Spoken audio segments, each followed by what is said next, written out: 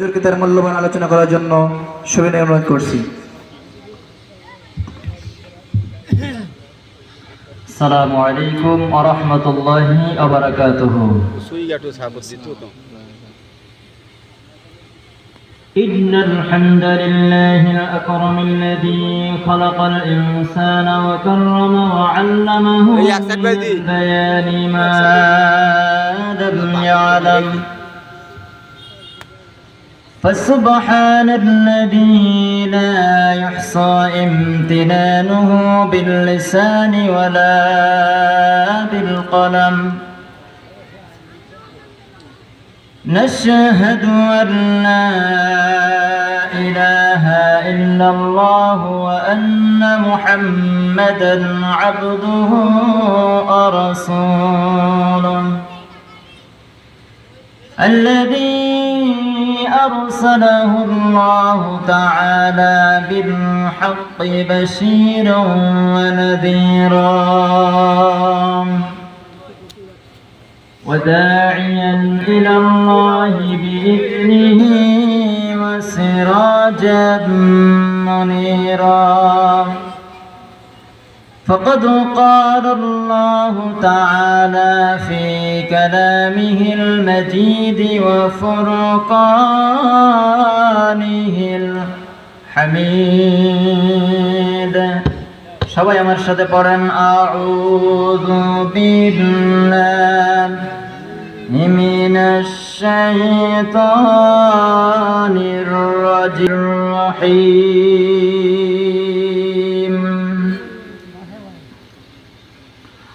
ولا تجعلوا الله عرضة لأيمانكم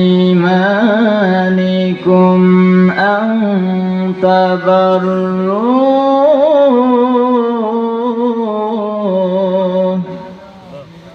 وتتقوا وتصلحوا بين الناس والله لا يحب الفساد صدقت يا ربنا إن الله وملائكته يصلون على النبي يا أيها الذين آمنوا صلوا عليه وسلموا تسليما اللهم صل على سيدنا مولانا محمد وعلى آل سيدنا حبيبنا محمد ভাই গোলা তো মাইকে টান গোলা ভেঙে যাবে দেখুন সবাই পড়ি বালাগাল আদা বিকামালিহি কাশাফাদ দুজা বিজামালিহি حسنت جميع خصاله صلوا عليه وآله সবাই কেমন আছেন? আলহামদুলিল্লাহ। সম্মানিত হাজিরিন, ঐতিহ্যবাহী পাতাখালী মোল্লাবাড়ি জামি মসজিদের উদ্যোগে আয়োজিত আজকের এই বাৎসরিক তাফসিরুল কোরআন মাহফিলের সম্মানিত সভাপতি আমার দাদা ইয়াকুব আলী মল্লিক, আজকের মাহফিল যিনি পরিচালনা করছেন আমার শ্রদ্ধেয় পিতা মাওলানা নজরুল ইসলাম সহ আজকের মাহফিলের প্রধান বক্তা শ্রদ্ধেয় বড় ভাই ইঞ্জিনিয়ার জহিরুল ইসলাম জিহাদি এবং বিশেষ বক্তা খলিলুর রহমান আজাদি সাহেব সহ আমার সামনে উপবিষ্ট ধর্মপ্রাণ মুসলমান ভাই বাবাজিরা, পর্দার অন্তরালে সম্মানিতা মা ও বোনেরা, সকলের প্রতি আমার অন্তরস্থল থেকে আন্তরিক সালাম। আসসালামু আলাইকুম ওয়া রাহমাতুল্লাহি ওয়া বারাকাতুহু। আসলে আজকের একটা মাহফিল বলে তো আমার মনে হচ্ছে না, আচ্ছা বলেন তো, লোকজন এই 3-4 জন লোকজন নিয়ে কি ওয়াজ করতে পারে হুজুর? এটা বলেন তো। সব মানুষ দেখেন বাজারে চা খাচ্ছে, আড্ডা দিচ্ছে। অনেকে ভাবতেছে বাড়িতে তো শোনা যাচ্ছে, তা না পেলে কি দেখতে যাবো, কি ঠিক না বলেন? কিন্তু এখানে আসলে যে নেকি হয়, এই নেকি তো কেউ জানে না, আর জানলেও মানে না। আল্লাহ তাআলা রাসূল সাল্লাল্লাহু আলাইহি ওয়াসাল্লাম বলেন যে এখানে কোরআনের আলোচনা হয় যেই ময়দানে, সেই ময়দানটা আল্লাহ তাআলা জান্নাতের বাগান হিসেবে ঘোষণা করেছেন। সুবহানাল্লাহ বলেন। সুবহানাল্লাহ। জান্নাতের বাগানে আমরা আসতে চাই না, আমরা আজকে সব বিভিন্ন আড্ডাখানায় মেতে থাকি। আমরা সর্বপ্রথম সেই মহান রবের দরবারে শুকরিয়া আদায় করছি যে আল্লাহ তাআলা আপনাকে আমাকে এখানে আনছেন। যারা আসতে পারে নাই তারা দুর্ভাগা, আর আমরা যারা আসতে পারছি আমরা সবাই সৌভাগ্যবান। আমরা সকলে মহান রবের দরবারে শুকরিয়া আদায় করি, সবাই বলি আলহামদুলিল্লাহ। আলহামদুলিল্লাহ। দুরূদ ও সালাম বিশ্ব মানবতার মুক্তির দূত, মুক্তির কাণ্ডারী, মক্কার বাতি মদিনার জ্যোতি দুপুরের সাথে আপনার আমার নবী জনাবে মুহাম্মদুর রাসূলুল্লাহ, সবাই বলি সাল্লাল্লাহু আলাইহি ওয়াসাল্লাম। মাগফিরাত কামনা করছে সেই সমস্ত মধ্যে মুজাহিদ ভাইদের প্রতি যারা দ্বীনের জন্য, ইসলামের জন্য শহীদ হয়ে বাংলার জমিনটাকে রক্তে রঞ্জিত করেছেন, এবং 24-এর গণ অভ্যুত্থানে যে সমস্ত ভাইয়েরা জীবন দিয়েছেন, আবু সাইদ ভাই সহ, মুগ্ধ ভাই সহ যারা জীবন দিয়েছেন, সকলের শাহাদাতকে আল্লাহ তাআলা কবুল করুন। আল্লাহ তাআলা শাহাদাতের উচ্চ মাকাম দান করুন। সকলে বলুন আমিন। আমিন। আমি ছোট্ট একটি কোরআনে কারিমার আয়াত তেলাওয়াত করেছি, যেখানে আল্লাহ তাআলা বলছেন যে তোমরা, আমি আল্লাহ তাআলার বিধান অমান্য করে দুনিয়াতে যে ফাসাদ তৈরি করছো, ফিতনা, এই ফিতনা যারা তৈরি করবে আল্লাহ পাক রব্বুল আলামিন বলছেন এরাই জাহান্নামী। জোরে বলেন নাউজুবিল্লাহ। এখন 5 তারিখের পরে ফিতনা কিন্তু আরো বেশি হয়েছে, জানেন? কারণ স্বৈরাচার চলে গেছে, কিন্তু কিছু নতুন স্বৈরাচার মাথা ছাড়া দিয়েছে। কথা বলেন ঠিক না? এত কষ্ট করে যে ভাইয়েরা দেশ স্বাধীন করলো, তাহলে তাদের রক্তের সাথে আমরা বেঈমানি করে ফেলবো যদি আমরা সেই স্বৈরাচারদের মতো কথাবার্তা বলি, নাকি বলেন? এজন্য রব্বুল আলামিন বলছেন, বান্দা, পৃথিবীর জমিনে তোমরা আমার বিধান বাদ দিয়ে যারা ফিতনা ফাসাদ তৈরি করছো, তাদেরকে আমি আল্লাহ তাআলা জাহান্নামের সর্বনিম্ন স্তরে জায়গা করে দেব। জাহান্নামে যদি আমরা যাইতে চাই তাহলে ফাসাদ তৈরি করব। কোন কোন নেতা বলছে কোরআনের সাথে রাজনীতির কোনো সম্পর্ক নেই, আবার কোন নেতা বলছে আমার নেতার নাম নিতে গেলে উজু করা লাগবে। কি বলেন ঠিক কিনা? তাহলে এরা তো ওদের চাইতে আরো খারাপ মনে হচ্ছে, নাকি বলেন? কোরআন, গোটা কোরআনটাই তো রাজনীতি। তাহলে আল্লাহ রাসূলের দোয়া তো মিথ্যা হয়ে যাবে যদি কোরআন রাজনীতি না হয়। আল্লাহ তাআলা তো নিজেই বলছেন, নিজেই আল্লাহ তাআলা একটি কোরআনে কারিমার সূরা নাযিল করছেন রাষ্ট্রের পক্ষে, সেটা হচ্ছে সূরা মুলক। যারা বলেন কোন সূরা? সূরা মুলক। একটা রাষ্ট্র কিভাবে সাজানো গোছানো নগরী হবে, এই বিষয়ে কয়জন ক্যাবিনেট মন্ত্রী থাকবে, কিরকম প্রধানমন্ত্রী হবে, এই বিষয়ে আল্লাহ তাআলা একটা সূরা নাযিল করে দিয়েছেন, সূরা মুলক, রাষ্ট্রের সূরা। যারা বলেন আল্লাহু আকবার। আল্লাহু আকবার। তাহলে সাইদি সাহেব আমাদের যে কোরআনের পাখিটা চলে গেল, সাইদি সাহেবের জন্য দোয়া করতে গেলেও পুলিশে অ্যাটাক করছে, নাকি বলেন? এই সাইদি সাহেবের সব স্বপ্ন বাস্তবায়ন হয়ে গেছে, একটা স্বপ্ন বাকি আছে, সেটা হচ্ছে বাংলার জমিনে আল্লাহর কোরআনের রাজ কায়েম করা। এই রাজ কায়েম করতে আমরা সবাই রাজি আছি তো ইনশাআল্লাহ? ইনশাআল্লাহ। কিন্তু এই কোরআনের রাজ অনেকে চাচ্ছে না যে কোরআন দিয়ে আমাদের সংসদ ভবন চলুক, কোরআন দিয়ে ক্যাবিনেট চলুক, কোরআন দিয়ে সমাজ চলুক, কোরআন দিয়ে সংসার চলুক, এটা অনেকে চাচ্ছে না। কোরআন আমরা মানি 2 জায়গায়। কয় জায়গায় বলেন তো? 2 জায়গায়।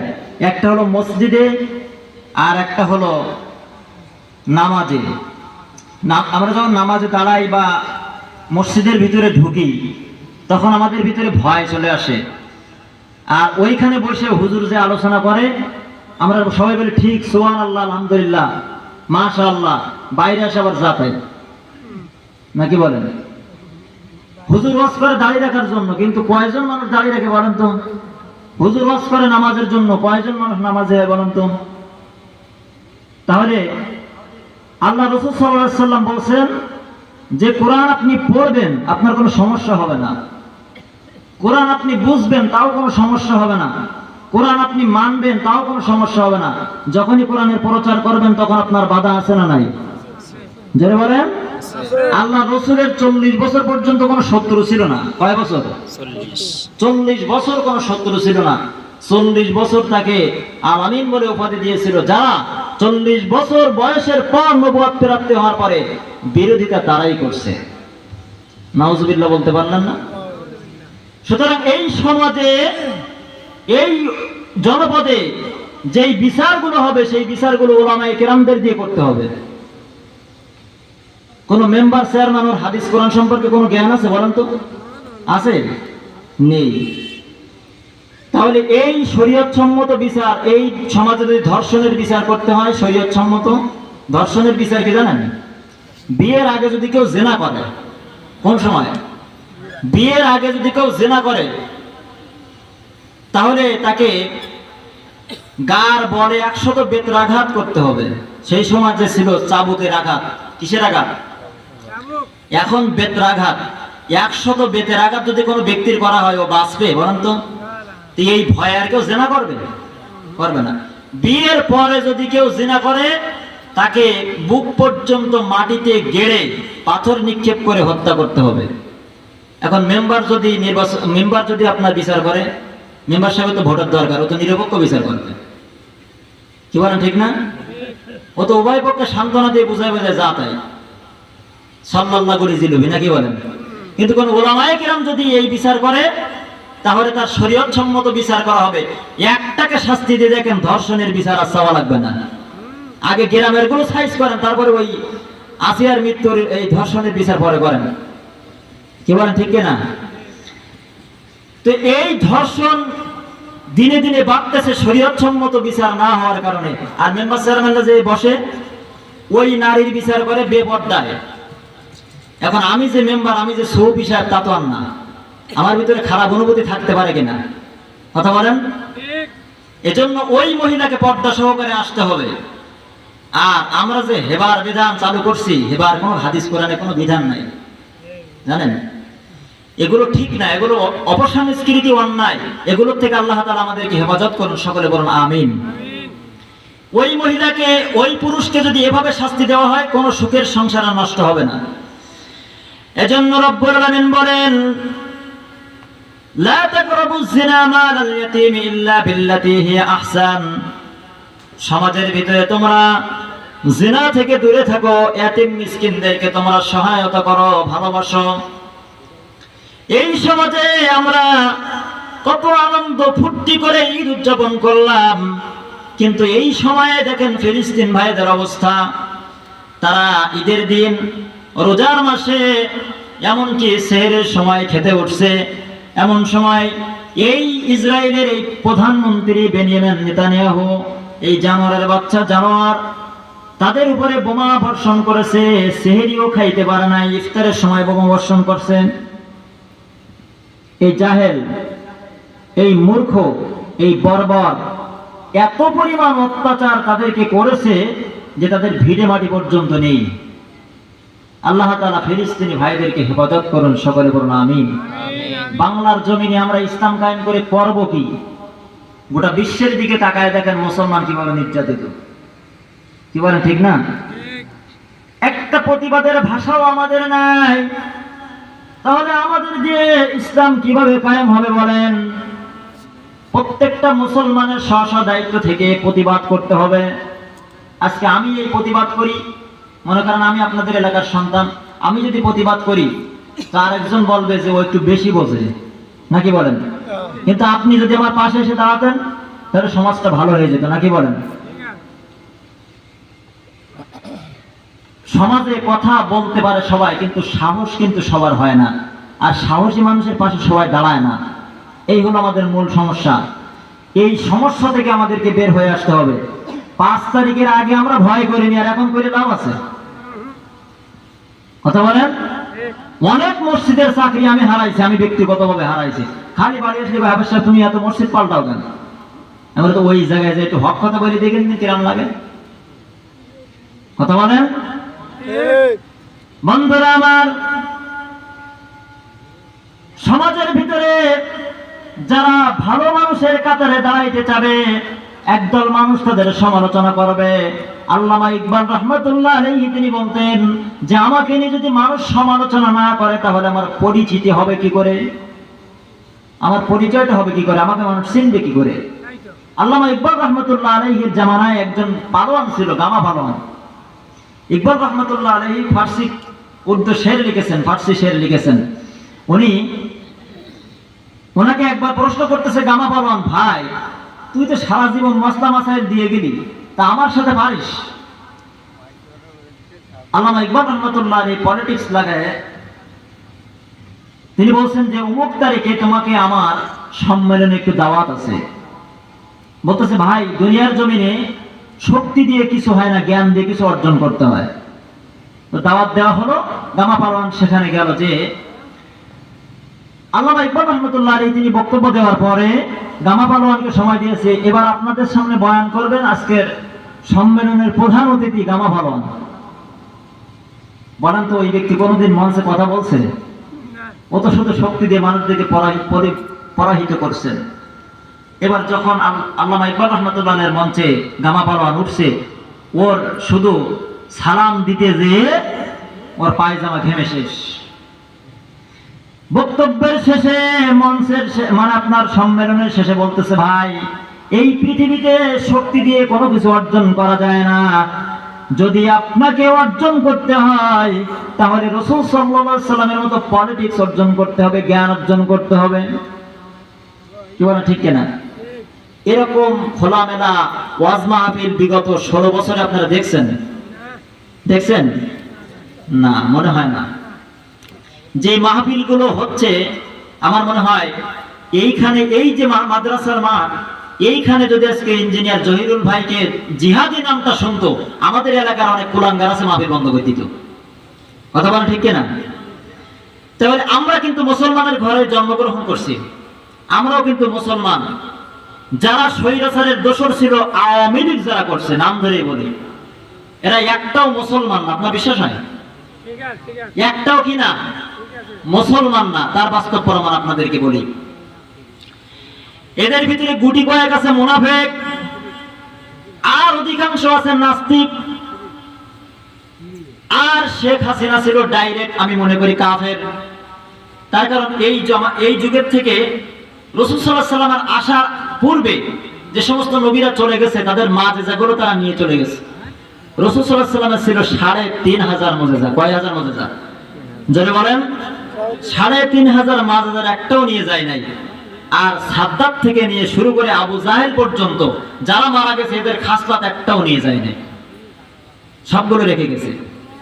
কাদের জন্য? এই যারা এই 16 বছর বিগত ক্ষমতায় ছিল, এরা চলে গেছে, কিন্তু এদের চরিত্র তো যায় নাই। গেছে বলেন? এদের আচ্ছা মতো ধলাই দেওয়ার দরকার আছে, যারা এখনো টুকটাক করে কথা বলছে। কথা বলেন। আমি গত এক জুমায় মানে আব্বুর মসজিদে অনুষ্ঠানে বলছিলাম যে যারা এত যাবৎকাল আওয়ামী লীগ করছে, এখন যে দেশে বলে আমি জামাত, কাজ হবে না। হবে বলেন? হবে না। সময় আসলে ঠিকই উপযুক্ত জবাব দেওয়া হবে। কি করেছে এলাকায় আমরা জানি, যারা এলাকার আছে তারা কি করছে আমরা জানি। এই মনে করেন আমাদের এলাকার যে সমস্ত নেতৃবৃন্দ জেলে গিয়েছে, মনে করছেন বাইরের লোক এসে ধরাই দিছে? এই এলাকার লোকই ধরাই দিছে। আমাদের এলাকার যারা নেতৃস্থানীয় ছিল তারাই এগুলো করছে।